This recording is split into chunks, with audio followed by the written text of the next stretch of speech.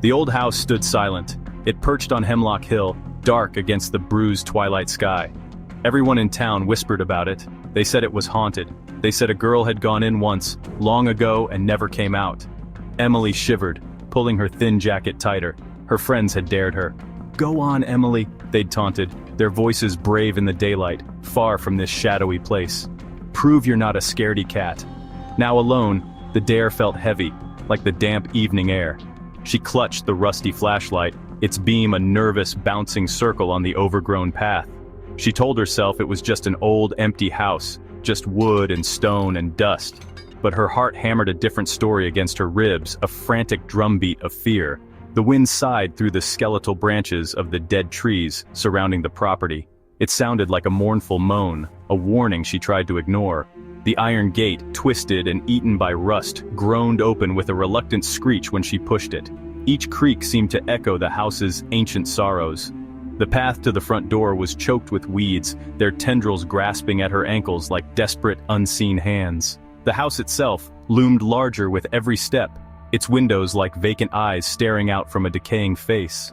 Paint peeled from the clapboard siding in long, curling strips, revealing the dark, weathered wood beneath.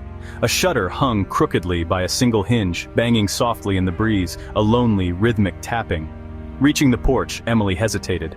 The wooden steps sagged ominously under her slight weight, groaning in protest. The massive oak front door was scarred and faded, its paint cracked like dry skin. A tarnished brass knocker, shaped like a grimacing face, seemed to watch her. Taking a deep breath, a shaky, shallow thing, she reached out and pushed.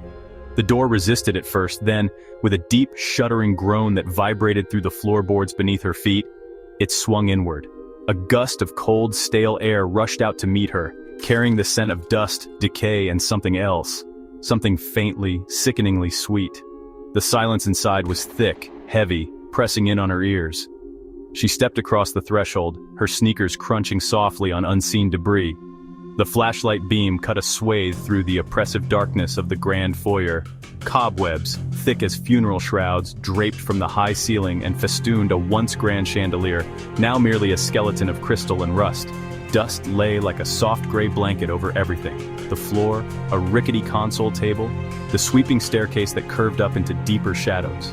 A large, cracked mirror on the wall reflected her own pale, wide-eyed face, a tiny, lost figure in the immense gloom. She could hear her own breathing, loud and ragged in the stillness.